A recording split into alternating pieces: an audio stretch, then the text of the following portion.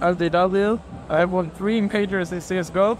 This is Thorin's YouTube channel. Right, this is going to be another episode of Talk to Thorin, and my guest for this one is going to be faveN, who is a German player who currently plays for BLEED Esports, which is Kassad's team, but obviously he is most famous for playing for BIG, the best German team, and many other German teams along the way. So faveN, the place I'd actually like to start this interview is, when I looked it up, you were playing since you were like sort of 17, 16, around like the area where, I mean, I guess nowadays people would probably say like tier 2, around that area. Obviously German Counter-Strike, if people don't know, even though it's been, I guess in the modern day, you've had BIG and you used to have Mouse when they were a German team.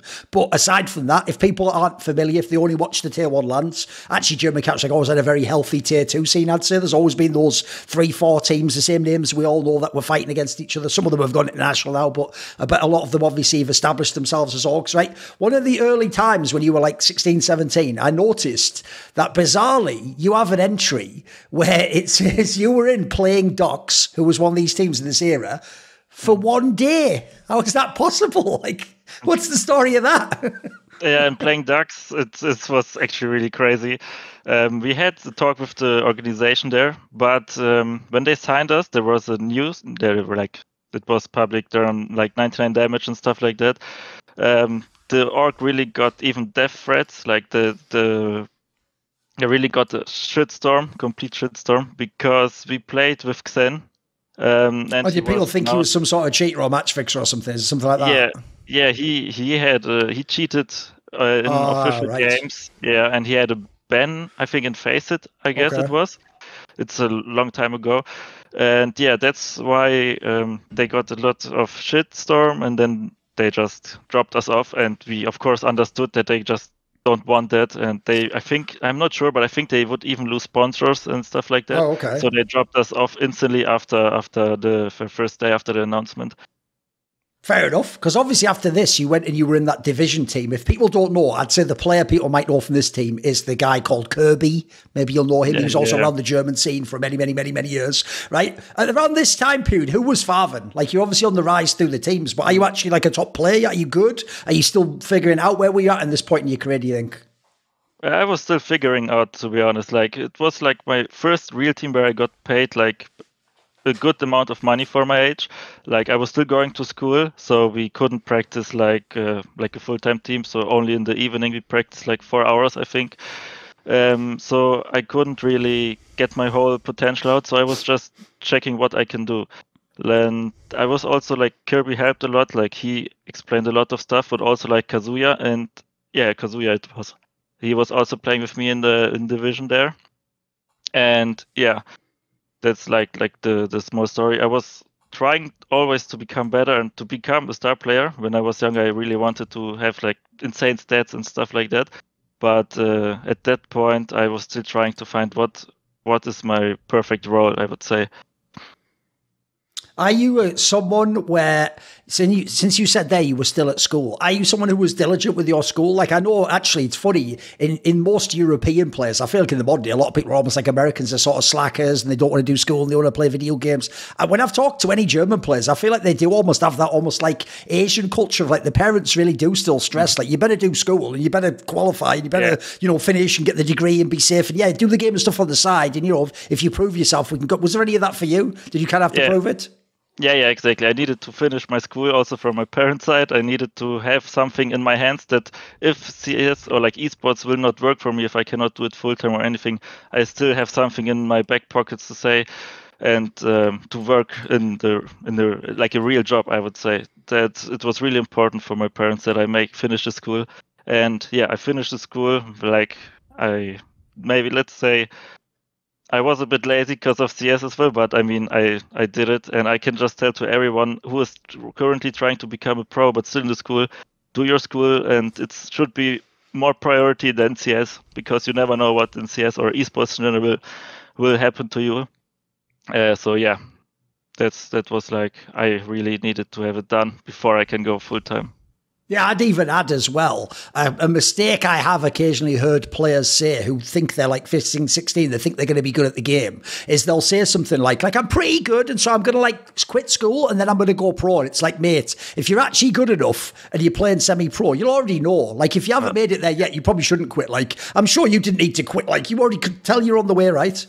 Right, what about this then? After this, one of the teams that you got known for was obviously when you played in the Euronics team. Now, when I was talking to people like Sirison, they actually did stress to me, faveN, that when people are at this level, actually one of the big goals is to win the ESL Meisterschaft, which is essentially to be the champion of Germany. Was it a big deal to become the champion of Germany with this team? Yeah, it's a really big deal, or it was a really big deal, let's say, for the management as well. They really wanted us to win the ESL Meisterschaft or championship, and also for the players, there was like a small rivalry, I would say, against Alternate back then. There was even Zerzon playing, and I was in Euronics, and it was really tough games always. But also for me as a player, it was always so nice to win the championship, because even though it's maybe not the biggest prize pool or anything, it was just, you're just a German champion, you know, and sure. It's so much prestige, I would say. It's just, you feel so good. And yeah, we managed to win it with Euronics, I think, one time. I'm not quite sure. I think with Euronics, I won it one time. And yeah, the feeling, this was my first time even winning it.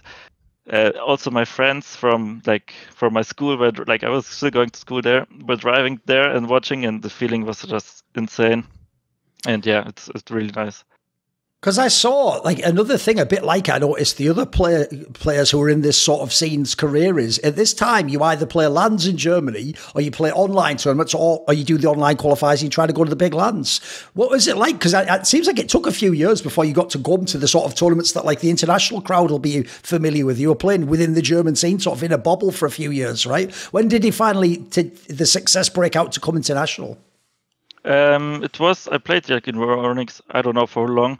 But after my time in Euronics, Sprout came to me, and it was an international team back then. It was with Natuzafix, Percy, Dennis, and Speedy, and they picked me for Cyclone, it was back then. And after they picked me, they had already like slots for LAN events. Like they played Games Clash Masters 2018. They had Star Series in Kiev back then. So I didn't really need to qualify for myself. Like I just got picked into it. Like. So it was pretty fast for me. After, like you said, in Euronics, we just played German LANs, and that's it. Maybe one or two online tournaments where we can play against other teams, like international teams. But yeah, in Sprout, it just went super fast. We had 1 week boot camp, I think, and then 2 weeks or 3 weeks later, we already flew to the first LAN tournament. And yeah, that's how I got like into the international LANs.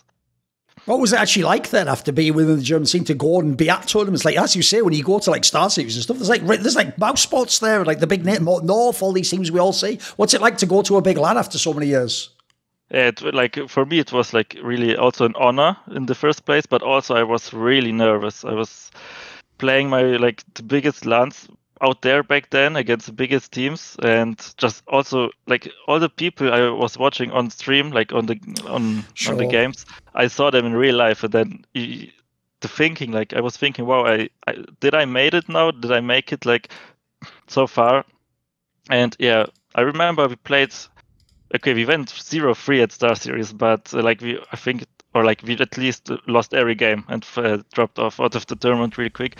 But still, it was the best experience back then I had in my life. And yeah, I would still do the same if someone asked me if I would do the same path. And yeah.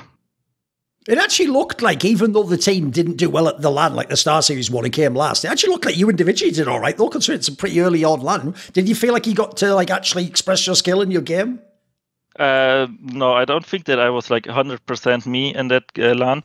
First of all, nervous, and I was new in the team, so like I'm a shy guy as well. Like especially when I was young, I was really shy. It got a bit better, but for me to adapt in a team, it takes some time, and especially because I was new there, I still wasn't like 100% feeling comfortable, so I couldn't do my best there. But I think I was still proud how I played, because it was the first real big LAN tournament for me. And yeah, so Right, as you said, obviously two of the names people will definitely know from this particular lineup is Dennis and Spiddy, who used to be in the old Mouse Sports with Nico and Christian, all those players back in the day. So, and obviously that was classically the German team, even if those were international lineups with Nico and Christian, etc. What was it like to play with these players? Because even though, like, look, obviously this is like they're coming on the downslope of their career, and they're not exactly like, it's not like they're Scream and Kenny S, they're not that famous, but people will know them. I'm going to guess they do. They probably. They were playing a veteran role. Were they able to sort of help you with any things or level you up in terms of like what to expect or how to play at lands and stuff? Did they give you any help in that sense? What was it like to play with these guys? Yeah. It was like, first of all, when I joined, it was feeling unreal because, like you said, they played in Mouse Sports with Nico and stuff like that. And to play with them, it feels really good, like really nice.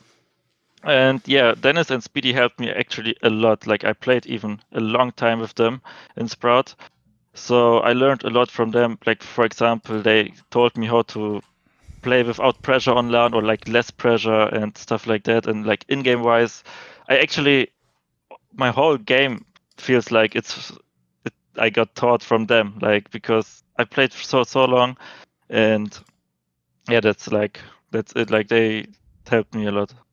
By the way, just as an abstract question, when you say that, you've mentioned earlier that sometimes you maybe were nervous when you first went to tournaments and it takes time to get comfy in a team and you're a little bit shy. What would you say? What's the big picture? What is the secret, do you think, when people go from being talented but they haven't gotten comfortable? What's the secret to being able to play on LAN and not have nerves or be able to not let it overwhelm you? So what's the big secret, would you say? What would you say that your technique is? Yeah, like what I was doing then, it was like everything I had at home should be like on LAN, so I can have the same feeling. Like my whole monitor settings, I wouldn't change it at all on LAN. Like my mousepad, how it lays and stuff like that. I was even I was measuring the table height and stuff like that. Like I wanted everything to be at home, so I could feel okay. It's nothing special to play right now. Just play your own game, because if something also at home, still, if something is different than I did, like it feels weird. And then you get into thinking, and then you need to switch up things, and then it's like a circle all the time, and then you just play bad because you overthink stuff, and yeah. Right. One of the things is, I would say this year, 2019, when you were in Sprout, is actually when people started to take notice of you. You started to have some games where you were having the good stats and people were noticing, obviously, because Big already existed. People were always thinking, are there players in the German scene who could come up and be in this team, etc. Do you have a sense yourself that you were kind of starting to get noticed, to get some validation? Yeah, because also on Twitter, like other people were like tweeting about me, like here, faveN there. So of course not as much as maybe other people got recognition, but yeah, it was the first time, like you said, where other people also came to me and said, well, hey, you're actually playing good, and what are your settings, what's your cross and stuff like that. And it was actually funny, but also like really, like I knew for myself, okay, I do something right, I'm playing good. People ask me for settings, and I try just to keep playing like that. So this was the time period where the aforementioned guy I previously interviewed in Reflection, Sirison, was in this team. If people don't know, this is also where he made his name, and obviously he was the one the next year that got the chance to go to Big. What was Sirison like before Big? Because obviously this might be when people aren't familiar with him. Who was he in this team? He didn't change at all. Like how he is now, he was also back then. I like him a lot as a human. He was also like on my wedding. I think we are good friends, I would say. And yeah, I like him a lot. I think also like he was always good with the AWP. Like he was a rifler first, then he switched up to being an AWP. We picked him as an AWP in Sprout. He was putting up numbers there, like really high numbers. And yeah, even in Big, he was like, he got ranked top 10 as well then, like as a player. So yeah, like he was the same, like on LAN, like you see him not like celebrating as much. He was the same on like in Sprout. But he's a really nice and funny guy. Yeah, he can also smile. But he's also like in serious situations, he is also like really serious. In this team, I notice also you were coached by Toby, who later on went to also be the Big coach, actually. I actually got a chance when I worked on Flashpoint, and he was coaching Big at the time, to actually talk to this guy a bit. And he is, I will say, a very interesting character. Like, first of all, he is super German. Like, he even told me that thing that only Germans will understand, where he even said that if he says you have to come at 10 a.m., you should actually come at like 9:55 a.m., because that you should be early, because like, that's just the thing to be punctual in Germany, obviously. Whereas the joke is to a Thorin, it's like, well, you said at 10 though. And he told me even that he got really mad if anyone came at like 10 or 1 in that analogy, you know. And then, but I can see why he's like that though, because it seemed like he had a very sort of systems approach to the game. Like he could really break things down and like explain to people. So can you give me some sense? Yeah, it was really nice time. He was also my real first coach in Sprout, and he's like a father in the team, I would say. Like he's the guy you have the most respect, how it should always be, of course, with the coach. And yeah, he is, like you said, also very strict. If you come late without an excuse or anything, you just come late, he would get a bit mad, like obviously, like because you're still a professional and you need to be like, it's your work, you need to be on time and stuff. And also in-game wise, he's really smart. Like almost all our strats were like his ideas. And also what he was doing with Speedy, we changed the in-game leader, like Speedy and back then. And then Speedy he never called before, and Toby made him a really good caller, in my opinion. Like he helped him a lot and it worked really good. And there's actually a funny story. When we played in the for the minor for the Berlin Major back then, I was in Sprout and we lost the game, and I was really mad after the game, or like also like during the game you could hear it. And after the game we had not a fight, but like he was like talking a bit louder with me and saying why am I mad and stuff like that, and I can't be that and shit. And I was really like, back then I was, I don't know, 19 I think it was, and I was upset, even though he was completely right. And then I just went to my hotel room, and then he just came up and he said, like, we both said sorry and stuff like that. And then the next day we played. Okay, it was like we played against Mousesports. We played way better then, and but we still lost 2-1. But he was happy then. He was happy after, because he saw that I changed myself. I tried to work on me, and yeah. The wild thing is, if people hear you went to a minor and you came last, they're going to be like, who cares? But if you actually hear that the two teams you played was the crazy team with Hunter and Nexa, and that obviously at the major was really good, and then Mousesports with Carrigan, the one that at the end of the year was like number 2 team in the world, like it's a pretty hard draw of teams. Like, were you guys at the time able to take into account, like we did play basically the best teams in the tournament, or did it feel like a blow? Should you have beaten them? These are close games too, actually. Yeah, especially against Mousesports. I remember we had the last map, it was, I think, 12-3-half, and then we lost 13-0, I think. So, all right. Yeah, so they won 16-12 at the last map.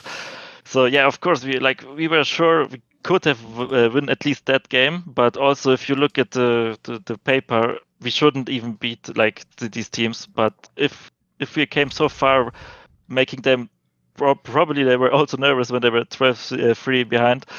So it was like an achievement, but I mean, in the end, you cannot buy anything with that. But we ourselves knew, okay, we can fight against the big names as well. That was like our thinking.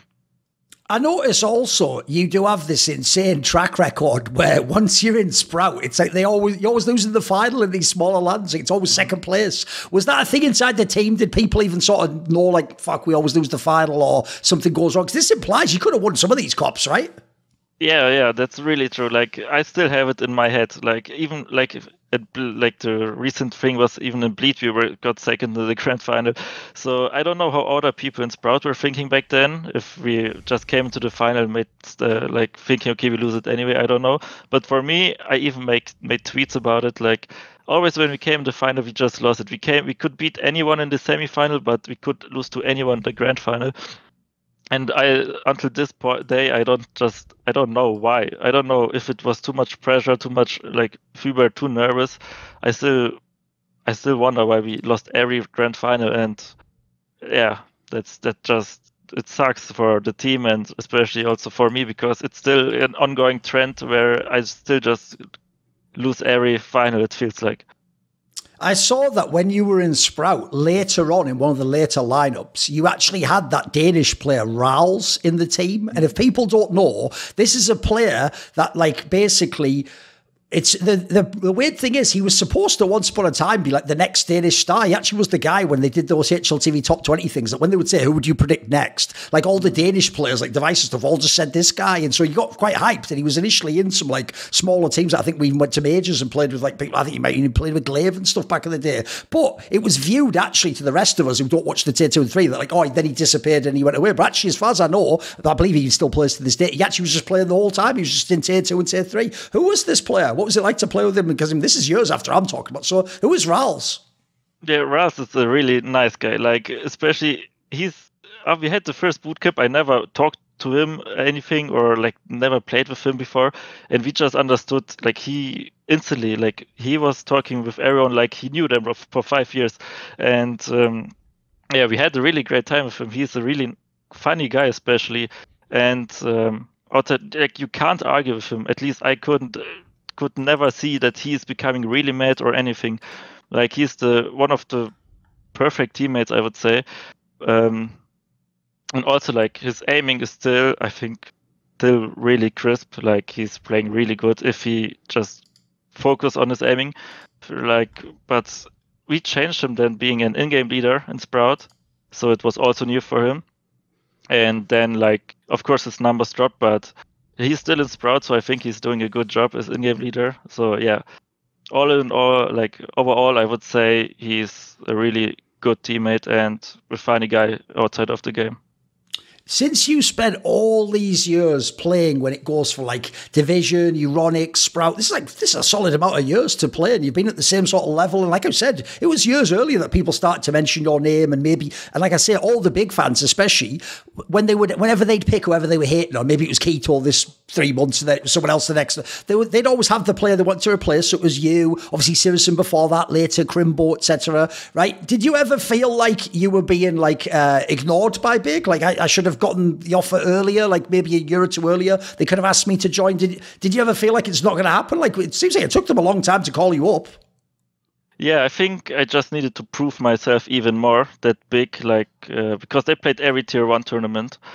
So I just needed to prove myself more, like play as good as I played, but more on a longer time, like that I am consistent and that I don't like choke or something, and also to play against even better teams, that we go like make deep runs with Sprout, that play against like a top 15 team maybe, and I can still perform. Maybe it was that time, like because the reason why they didn't pick me up instantly, because we did just played like tier 3, tier 2.5 teams all the time until we just made deep runs, and yeah, that's what I'm thinking is the reason. Yeah. When you were in Sprout, did your team actually used to scrim against Big? Did you practice them? Well, that's a good question. I don't really know anymore, but I think we practiced against them. Yeah, I would say yes, we did. Like when you're in that sort of a team, is there like a limit as to how high up you can go in terms of the scrims you can get? Like, do some teams just like not know you or respect you? Can you get like scrims against all the tier 1 teams, as it were, if you're in a team like Sprout? Yeah. We were in the same group. Like, there's always groups right. where you just search practice, and yeah, we could also practice against all the tier 1 teams if they, of course, also want the same map, same time, and stuff like that. When you got the call up to join Big, here's the question that no one asks because it's kind of a rude question when someone joins, but I want to know it now, which is if you join a team like that, even though they are recruiting you for what you've done in the previous team where presumably you've been like in good positions and you can get all your numbers, sometimes when you go to the bigger team, they don't always give you your spots and your roles, and sometimes it's like you join, and I would give the analogy, it's almost like you sign someone as a striker from the second division, but then you make him like the defensive midfielder. It's like, that's not his role. So did they give you did faveN get his roles in Big? Did you actually get like the positions you needed, do you think? Well, that's a good question. I know that I played Mirage B House in the beginning, so that was of course not my position I wanted. That's usually what you make the new recruit do too. True. Yeah. But that was in the beginning. So of course you also had a player like Keto as well there, and Tabson as well. Like they also need like their positions, sure. Because I wouldn't say I was like far better than them back then. Like.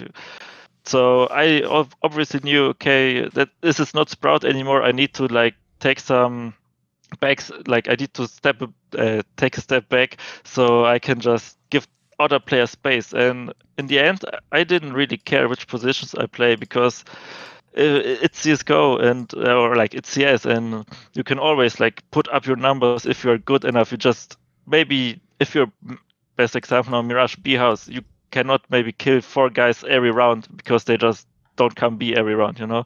But yeah, in the end I didn't care. But yeah, I just wanted to make other people like also have enough space. When you joined this team, did you feel yourself pressure? Were there big expectations? Did you feel like you were meant to pop off and be a big name player? To be honest, I didn't feel pressure there. Like when I joined Big, I didn't feel pressure that I need to be the next star player or anything, because I had trust. Like the organization and the team gave me trust that I have enough time to prove myself. Like that's what was taking off the pressure. If they would say, yeah, you need to perform, then of course I would have pressure. But yeah, like no, if I think like that, no, I didn't have any pressure at all. At this time, Big was actually being coached by NKJ, who people might know has been around the scene many, many years. He was even a coach, like I think Envious way back in the day with the French players. Who was this guy to work with?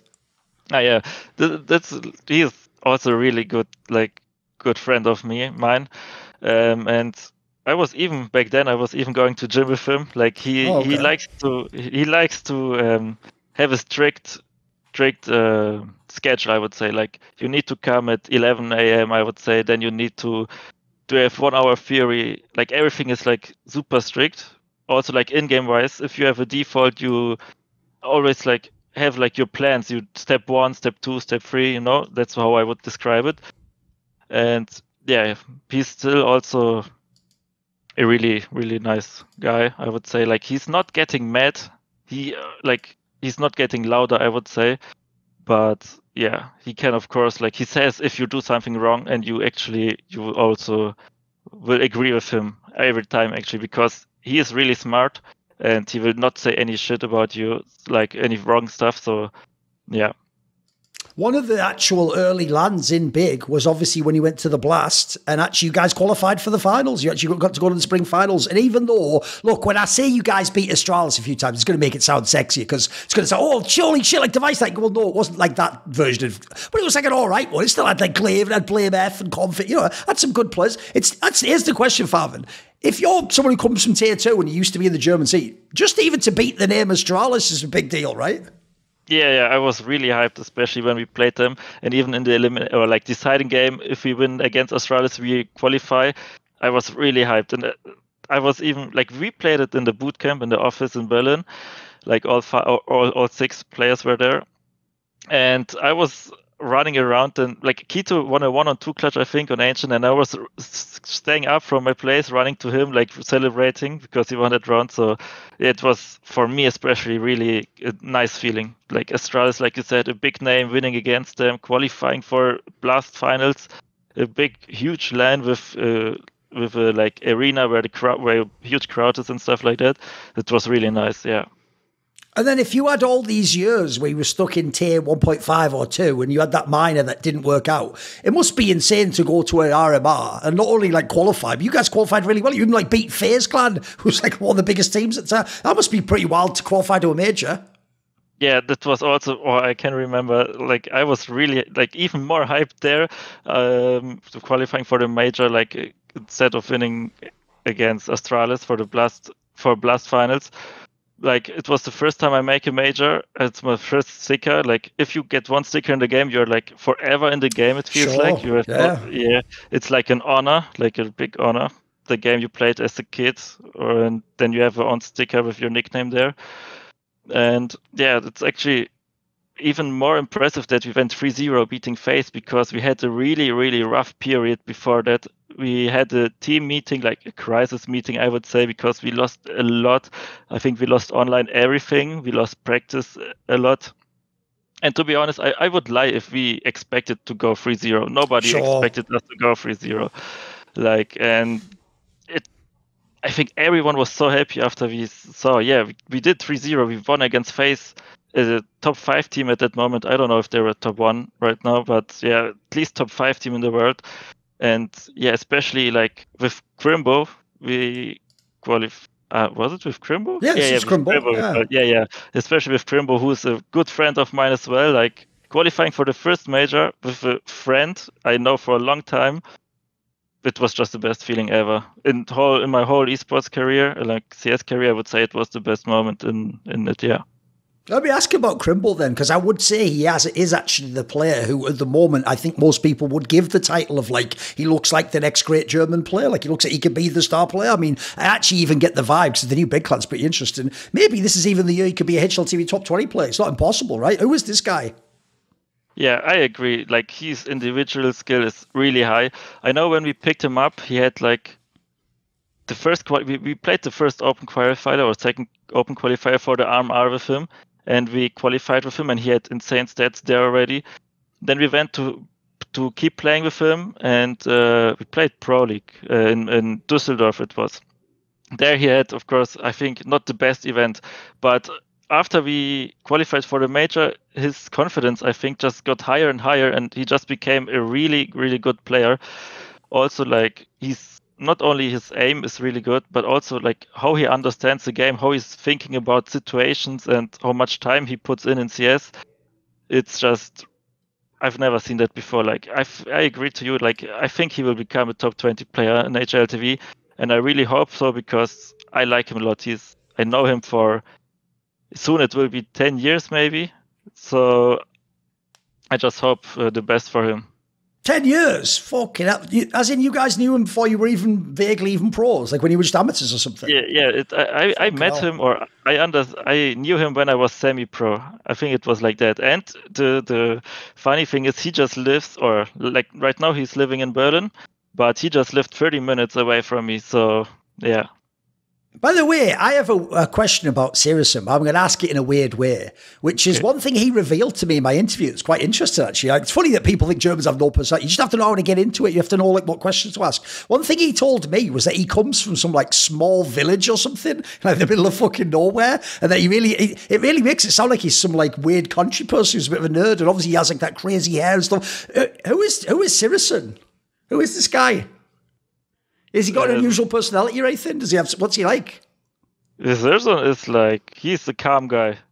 Like, of course he can be, like, he has a sense of humor as well. Like, he likes to not trigger people, but like in a positive way, of course. Like, he likes to just fuck around with people, I would say. Right, likes to banter a bit or be a bit cheeky. Yeah, right. like that. Yeah, exactly that. Right. And then he's like always like laughing and happy when they see, this worked, or that people understood what he said and stuff like that. But overall, he's like also really serious. So especially in games, you see like he's not celebrating too much, but he's still screaming nice and stuff like that. So he's not like people maybe see in streams like he's a robot without emotions. He still has emotions. He just doesn't show it with like putting his hands in the air or something. Like he's still like screaming around. Maybe not too loud, but like, yeah, he feels the game as well. Obviously, his problem is because the year he joined Big and they got really good and they were even ranked number one in the world was the online year, and everyone watched his game and they were like, he's just an onliner. But to be fair, there wasn't even any lands to play at the time. Like, everyone had to play online. So I feel like, unfortunately, because Big hasn't had huge results on LAN, I think a lot of people to this day think he's an onliner. Whereas I have to say, I think that's years ago now. Like, come on, it takes a while to get adjusted. Who is this guy in terms of his game, though? Like, Prime Siriusum, what's he like if you play with him? Prime Zerzon is like, he played the AWP like in Shotgun. It was like, I remember he was pushing Mirage Underground with an AWP, getting 2 no-scopes just. It was like crazy.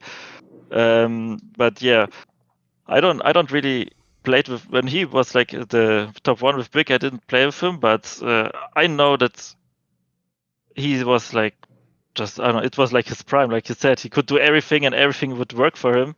So yeah, with the LAN thing, I don't know if it's in his head, like if people said, yeah, he's an onliner or anything. But I know he tries his best online, of course. And for me, in my opinion, he is also delivering, like maybe not the same stats or anything, but he still hits the same shots on LAN like he does online. So maybe he doesn't on online. He has 1.4 rating on LAN. It's 1.2 or anything. Let's say like that. But the shots he hits, the most important shots he does still hit, and that's the most important thing for me. Right. Well, even though, obviously, in general, yes, we only care about LAN CS and all that, there was actually a tournament in 2023 that you guys won. It was an online one. It was the Rubek Cup, where even though, like, yes, everyone will say who cares about online tournament, you did beat, like, FaZe Clan twice in this and play, like, Cloud9 and, like, some of the best teams in the world, even if it's online. Like there's a lot of teams wouldn't win these matches. Was it meaningful to win this tournament? Yeah, obviously, because also we played 2 LANs before. It was one time the Blast Finals, and then we insta-flew to, it was the Pinnacle Cup LAN back then. Oh, and, right. It's in Sweden or something, right? Yes, exactly, in Sweden. And we lost both. Like, I don't, like in Blast, we didn't even come close to playoffs or anything. And in Sweden, it was also like, I think we placed 3rd, which is okay. But of course, they were not the best teams in the world they're playing. So, even though it was online, it's just nice to win against these teams, because for me, in my head, is you can beat them online. You see, they're also just humans. They're not robots who just aim at you and you're dead. You can also beat them. So why shouldn't you beat them as well on LAN? And yeah, that win for everyone meant a lot. Right. Around this time period, it was also when there was another coach change, because obviously GodB came in to be the coach. By the way, the legend of German Counter-Strike. Give me some thoughts on that. Just to be coached by GodB is going to be amazing, right?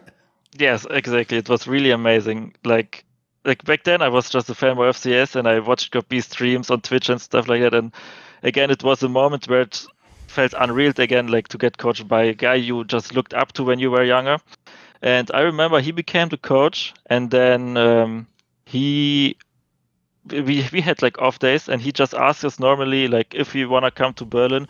So he just makes like a small presentation, how he wants to coach, what he expects from us and stuff like that. And we all said, yeah, of course we can do it.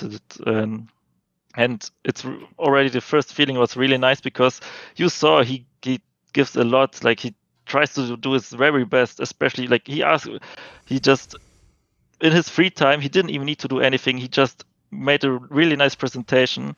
So the first impression from him was already, okay, this will be great playing with him, getting coached by him.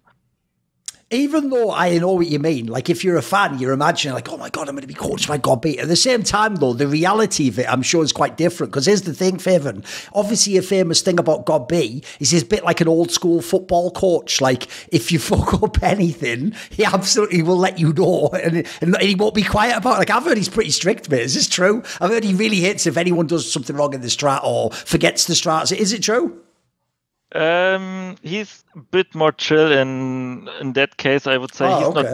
He's not that strict. When, of course, you miss a smoke or you forget the strat, of course it's bad and the player knows himself, but he's not the guy who will just come at you and just say, how the fuck can you forget it and stuff like that. He was still just being calm, but he said it in a normal way. Hey, next time you need to throw the smoke here and don't forget it and stuff like that. So of course, he can get mad as well. If, for example, there are like some nice clips maybe on YouTube or anything where he was on Katowice, it was like where he was screaming like on German, plant the bomb, because Grim needed to plant the bomb, I think, back then. And I think he didn't, or anything happened there, I don't know anymore. But yeah, he's also very emotional, and that's what keeps up the team synergy or like the team mood up, I would say. I heard from Sirison, though, that a weird thing is sometimes the fact that he's so insane at anti-stratting from demos goes too far. And it's like he really will just come in, like, right before you're about to play a match. Like, guys, we're going to do all these other things that, you know, you're like, what the fuck? What? Like, we haven't done it. Is that true? Did he sometimes go crazy on, like, trying to find, like, the secret to beating, like, Na'Vi or something random, you know, picking a random team there? I know when we were on LAN and we had, like, the game, we were sitting down in the prec room and we were talking about, like, we looked at the analysis and then we were thinking, what can we play? And sometimes we even made a whole new strat for exactly that position the player plays a lot. And then we made exactly the counter, and in the game it worked. But yeah, maybe sometimes it's probably true that it was maybe too much, maybe because we maybe forgot our own game then. But yeah, in the end, he just meant it in a good way. Sure. So we should never be mad on him because of that. But yeah, Zerzon is probably right there as well. What about, I mean, even though, again, it's not the biggest teams, but it's still decently sized teams. What about when you went to the LAN in Finland, the Espoo Masters? Not the one, obviously, last year, but that's the one that was the Fury and all that. But the 2022 one was the one where you guys lost to Fnatic in the final. Like, there's some good teams at this tournament. Yeah, it was. We played it with Zin. I think Zirzan was not playing there. Right. And we didn't even really know who will take over the AWP. Like sometimes it was me. Tabson played it a lot, I think, as well, because he was main AWPing back then for Big. And it was really insane. Like that was also an experience I would like to have it again, because the crowd was really like, it was full. They were loud and stuff like that.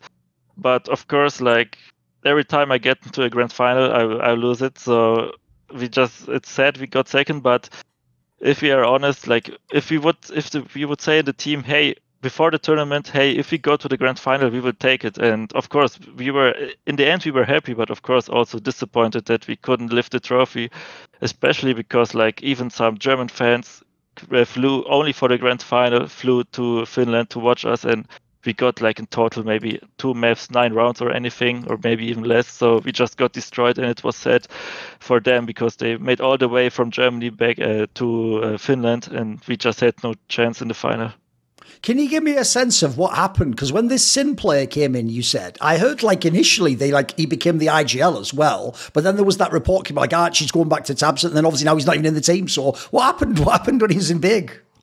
I think he was calling one event. Like I think the first event with like it was a blast event or anything. I think he tried to call there. Then it didn't work out. But I think what I've heard was like they wanted to give him more time, like to learn under Tabson and Gob to become more of an in-game leader. And yeah, I think like of course I know that Tabson was calling then all the time, like after that one tournament. And that he's out now. I think he's still on the bench, like he's still under contract on Big. But of course, when you can get a player like JDC, and Protoss is, in my opinion, doing a really good job, especially like he's an aggressive player. You need that one in the team. Sin was not so aggressive, so it makes sense to exchange Sin for JDC, in my opinion, because JDC is the better player. And yeah, but I still think his time will come from Sin. Right, one of the tournaments that I do want to ask about is this run that the team had at the IEM Rio event, because this is obviously the one where you beat Heroic, who at the time was like the #1 team in the world, if everyone remember. Everyone thought they were going to win this event. Then you had the game against Vitality, right? It's the team that won the tournament. So like, this is a pretty good run. It looked like also individually you had like one of your better lands. What was this experience like? Yeah, it was the first time for me like playing in Brazil, because I missed the Rio Major, right? Yeah, I missed that one. And we played with Hype there, right? Yeah, and I know when we played against Heroic, and I think we won against them and to qualify for the arena. And it was the last round, I think, and Hype like was praying that we win the round. Like you could see it on stream. He was just praying there in front of his PC that we win it. So for us, it meant everything to win against Heroic, because always as a CS player, you always want to play in front of the crowd, because you don't get this experience every day. But if you get it, it's something you can tell your kids about it. Like it's something insane.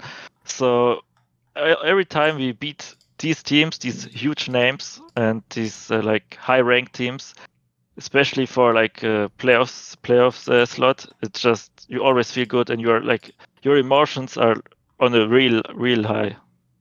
And you had a pretty good game against Heroic, right? You were flowing. Yeah, I felt great in that game. What about, obviously, after this, you had the RMR for the major, which you sadly didn't get to for the last CSGO major. But if you actually go and look, man, live, it's close. Because first of all, you have to play Vitality, who, spoiler, ends up being the #1 team. And they won the Rio event and they win this major. And then the one that you lose to against NIP, it's just a super close game. Like, and obviously, they themselves almost made top 8 at this major. Like, this looks like actually the team was pretty close to qualifying. Yeah, we were pretty close. I think like we then went to the last chance stage, but it was heartbreaking. Of course, like it was the last CS:GO major. Everybody who was on the RMR, they wanted to qualify for it, and we won our first game, against iNation it was, I think, and we felt really good actually. In my opinion, like for myself, I felt that we would qualify, maybe not as legends, like 3-0, 3-1, but like at least like 3-2.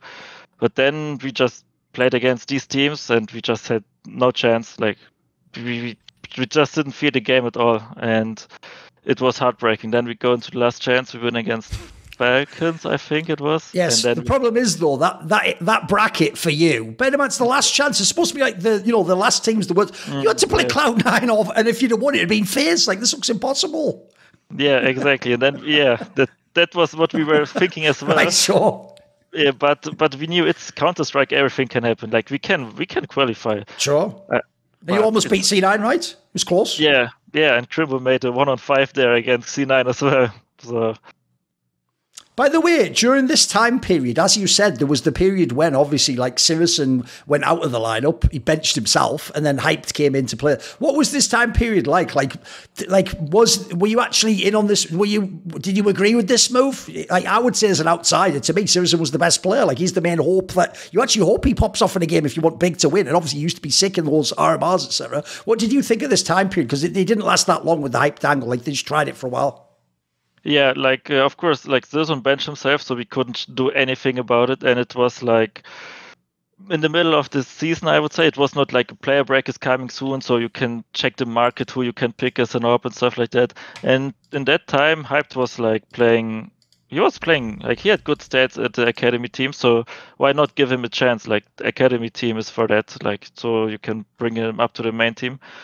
And the first tournament, he was carrying us. It was the close qualifier for Rio, I think. He was requalified then, and he had insane numbers. I think even he had the best stats in that qualifier overall. Okay. So, yeah, and then something happened, and he just didn't perform that well again. Maybe he was too nervous or too much pressure. I don't know, to be honest. But I know that his skill ceiling can be very high. Like everybody saw it at the qualifier because we played also some good teams there. But of course, for me myself, I was also thinking, okay, Zerzon is out now. I need to take more responsibility because Zerzon was a good player. He has a lot of experience, and then you bring a guy who has not a lot of experience. So I told myself, okay, you need to talk way more. You need to communicate better. You need to maybe teach him one or two things. So I took more of an active role, like a more responsibility role, so he can also just focus on his game. What about in this team, aside from that one LAN when Sin did it? Obviously, the guy who's been the in-game leader has been Tabson. But the famous thing about Tabson is, while on the one hand, actually, it feels like people do give him credit as an in-game leader because he learned from Gobby and people like that, you know. At the other side, though, obviously, people know he used to be a star player himself. Like, he was someone who, if Big had been good, could easily be a top 20 player. Everyone knows his skill set. What's it like? Because it feels like people outside want him to stop being the in-game leader, just be a superstar, but people in Big want him to be the in-game leader. So how does it work? What's Tabson like to work with? It sounds like a very interesting figure. Yeah, it's actually, he's thinking a lot about the game. Like also like when you have like 5-minute break between the pregs, he was staying in the preg room, still checking for nades or like thinking how we could play it around better and stuff like that. And I remember when we tried, I think, one practice or something that he's not calling, but it was really hard for him not to call because he has it in his blood already. Like he is just talking all the time, like calling and stuff like that. So I think for him to stop being an in-game leader is really hard because he just would overcall maybe the current in-game leader because he is smart. He has maybe the better ideas than, for example, Zin had maybe. So, of course, you just listen then to Tabson because you also trust him or he's experienced. And yeah, of course, I also agree. If he's probably not an in-game leader, he will become a really, really strong individual player again. But I mean, if we're honest, he's also not that, like, he's not like a bad in-game leader. Like it's pretty good now still, true, yeah. Yeah. True. What about the other player I want to ask about is obviously Keto. So he's a guy who's there for a long time, but I do notice it feels like he's the person where, for whatever reason, the fans always just pick him. If Big's doing bad, they just hate on him and say they want him kicked out the team or he has to be replaced. But I do notice, this is where I know fans are going too hard on that, is every time he leaves the team and goes to another team, he always gets his level right back and then they have to bring him back to Big. So the guy obviously has skills. I've got the sense he's someone where there maybe was his role moved around a lot. Does he have to do some like, what's his role when he's in Big? Give me that sense. He was more of an aggressive player, especially for me. Like I'm like not an entry fragger who goes first every time, so it was Keto taking like the shit roles, I would say. Like if, for example, we do an A execute, he's the first guy running in, I'm the second, he dies, I trade him. So of course he cannot like have the best stats, but he has like his aiming is really, really good, like really good. So that's why we also made him like an entry, because if he just goes first with his aiming, he just kills the first one, he's dead, we get the side, we win the round. So that was like the thinking a bit.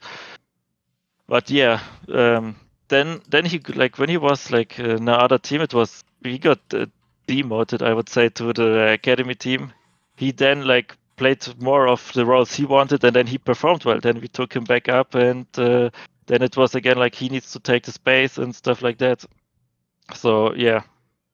Right. Obviously, in the summer of 2023 was when they did this move in Big with the players. And at the time, it was just announced that you were like taking a break, right? Give me your take on that. What was really going on? Like, had they said they were benching you, they're moving on? Did you choose to like take a step back? What was happening then?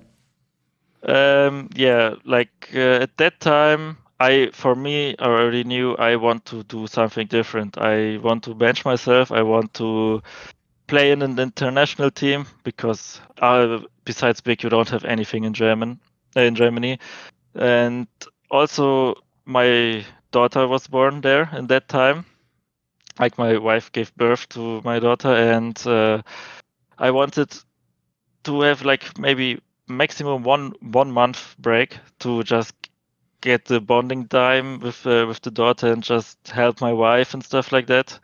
But instantly after, I was already ready to play in a team again, and I was on the bench now for like 6 months, I think it was, or anything. But I was ready to play in a team already after like 1 month or even 3 weeks or something like that. So yeah, I wanted to do something else than staying in Big. I tried to search something international, and yeah, that's the story. Yeah, that's the story behind it. So I benched myself. Being as obviously Sirison did the same thing, and you know him, and he told me a similar story that he just didn't. He'd kind of done the big thing for long enough, and he wanted to try something new. He wanted to be in an international team. I've got a question, and I'm going to try and phrase it not too impolitely, but in its nature, it's going to sound slightly rude if you're in Big, for example. If two players tell me that from one team, as an outsider, I look at it and I think, well, is it because in Big, it's apparently a very structured team that practices properly and people have to be on time. You can't just mess around, and people are trying to be very tactical, which means that, like that, it's like doing hard work. Like, you know, it's not like you're just playing for funsies and just doing whatever you want in a park. Like, people are trying like really hard to level up and be tactical and build the best teams. If you're in this kind of environment and you go to a lot of lands and you just don't get many big placings, like there's 1 or 2 times you get to a playoff or a big stage match, but other than that, you have the hard times of like you go eliminated in the group stage or you lose an online qualifier. Doesn't it kind of grind on you after a while? Won't it like burn you out a little bit? I mean, I would say in that scenario, some people might say you almost need like a championship or something to like give you a break for a moment or make you feel like it's all worth it. Is there any sense like that was during this time period? For me, it was not like I never felt like really burnt out or anything. Okay. But I also don't have anything against anybody in the team or like against the coach. I just didn't feel comfortable anymore there. Also, like some things didn't click with the management and stuff like that. So yeah, that's like for me it was. But of course, if we would have maybe won a championship or anything, maybe it would be completely different. But it didn't happen, and it's like that now. But like as I said, I don't have anything against the team itself. Well, as you said, you were ready yourself after the child, etc. You were ready to come back and play, but you had to sort of sit around for a while waiting for the offer, and finally Kassad came along with BLEED, right? Was there like other offers that were in the mix that were almost happening? Were you just waiting for the phone to call, as it were? Were you just sat around waiting?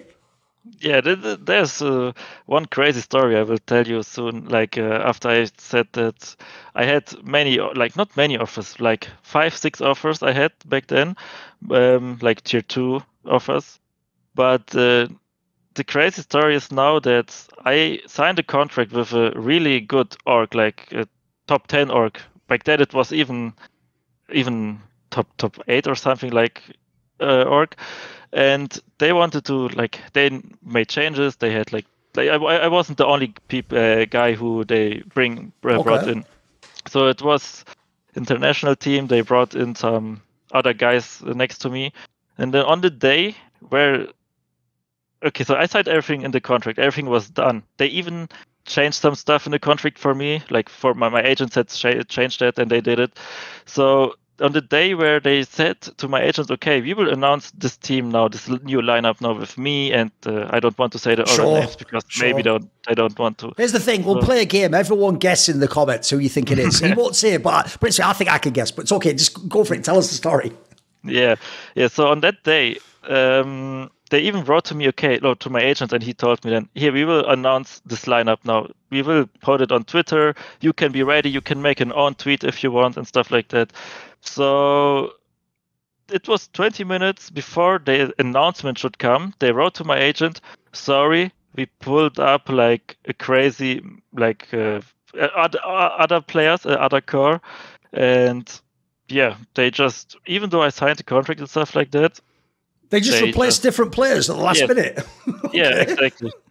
Yeah. So, and are you just too polite? Like, put it this way, most people would just say and flame them. Like, you're just too polite to say it publicly. Yeah, I just. Okay, fair enough.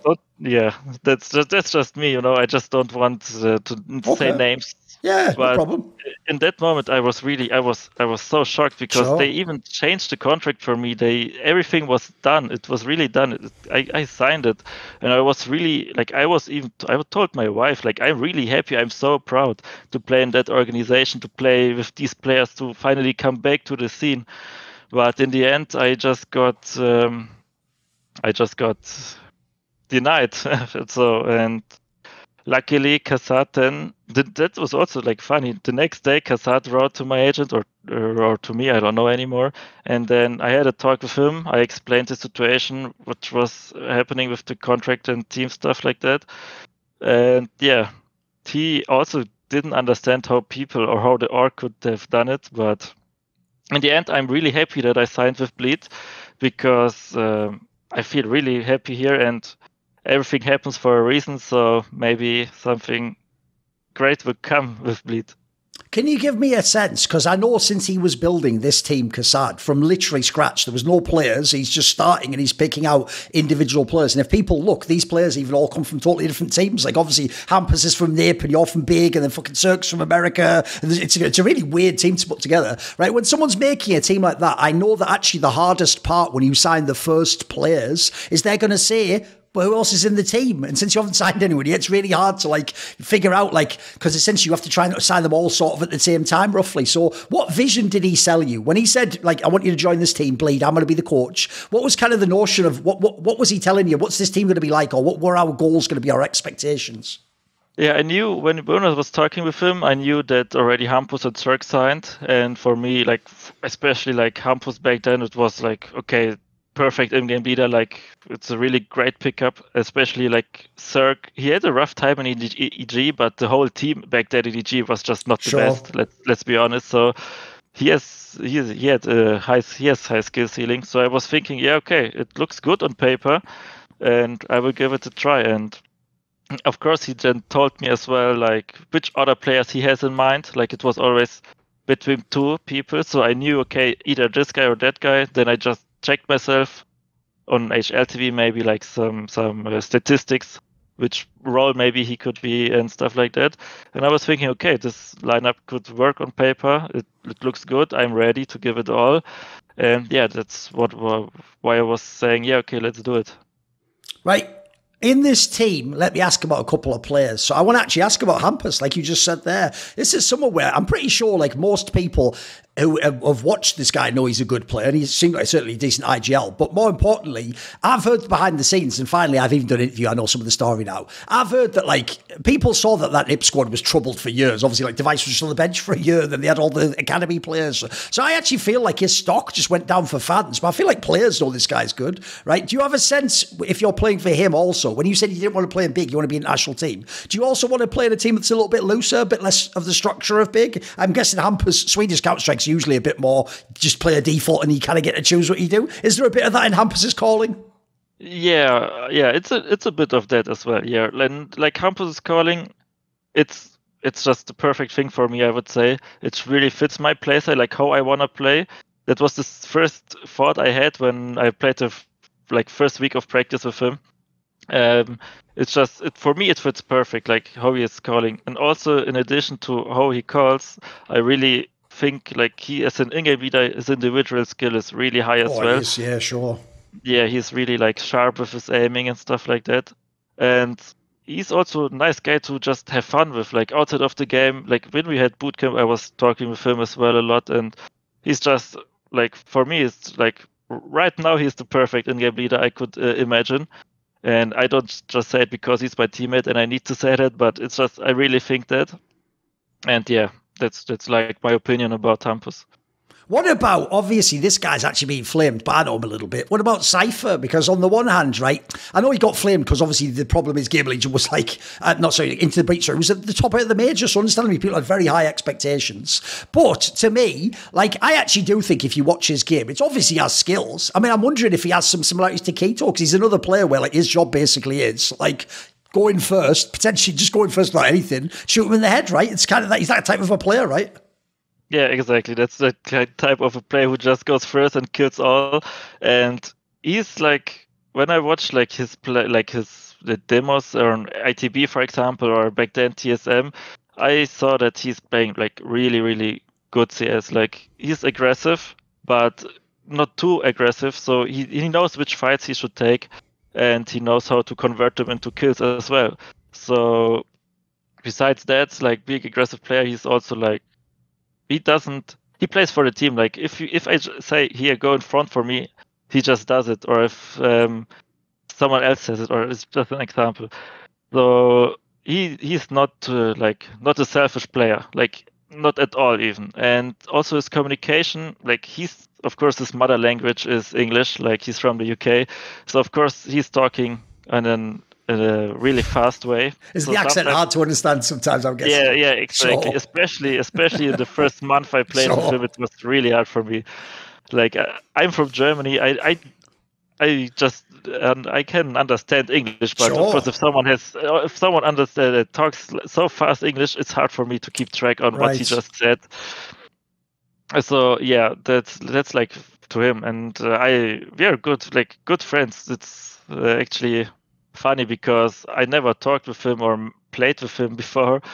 So yeah, we just understand each other really good. So yeah, it feels nice to play with him. What about Kassad himself? Because obviously now, especially because he does like content, and especially because he was on the analyst desks, like I noticed he's exited the world of just being a coach. Now he gets flamed by everyone, also for being like a personality, almost, or like an influencer or something. So you know the real Kassad, not the one on camera. So who is Kassad to you? For me, he is a really nice guy, and especially also a good coach. I will tell you now why. Because he understands everything inside the game and especially outside of the game. And the thing with outside of the game is a really good point, because not all coaches can understand everything. For example, just an example, if something would be with my daughter, he would instantly understand it and he would say, here, just take a break for one day or something. Right. So, and other coaches maybe wouldn't understand it because they just maybe think different, and it's okay to think different, but like that's what I just really like for him as a person. And if there are some problems anywhere, like outside of the game, in the game, he comes and he tries to help the player.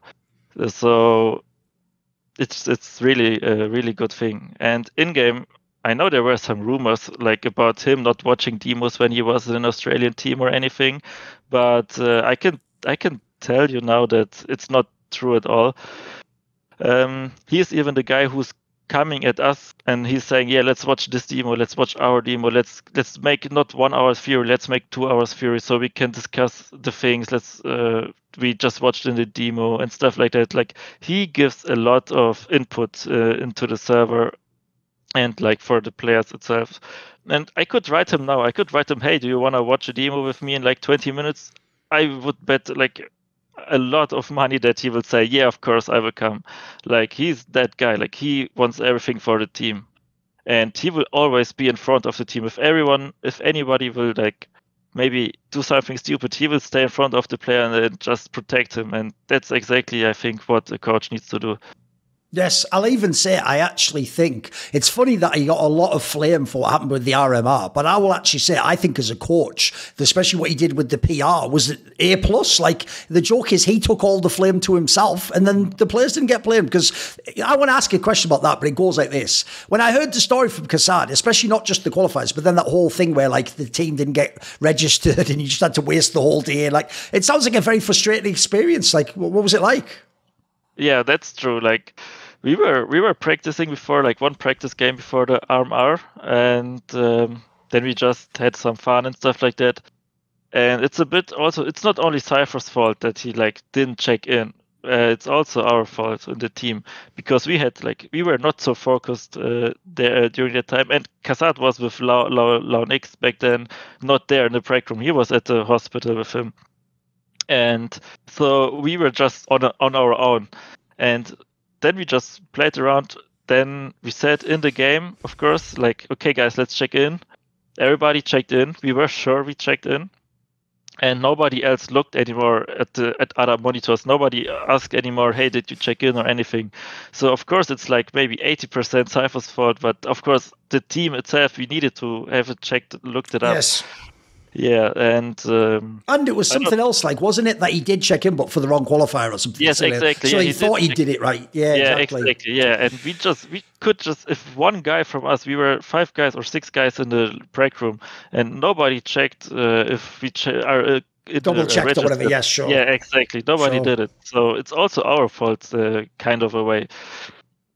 And of course, to be honest, after I saw that, I was sad and mad that we don't have the chance to play the third qualifier, but also I felt a bit bad for Cypher. Like, he got a lot of shit then, especially like on Twitter and stuff like that, on HLTV, and people were just talking shit about him, even though we could have helped him in that case. So I felt bad for him, and in the end, it happened. We cannot change anything anymore about it. So, yeah.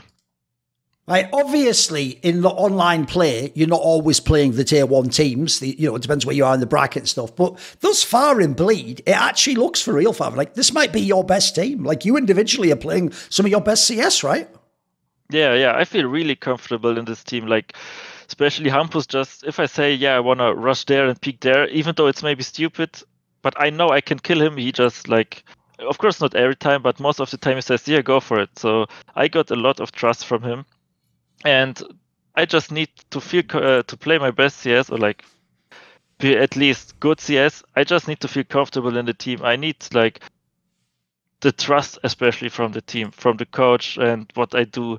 And right now, I hope it will stay like that. I have it, and I will.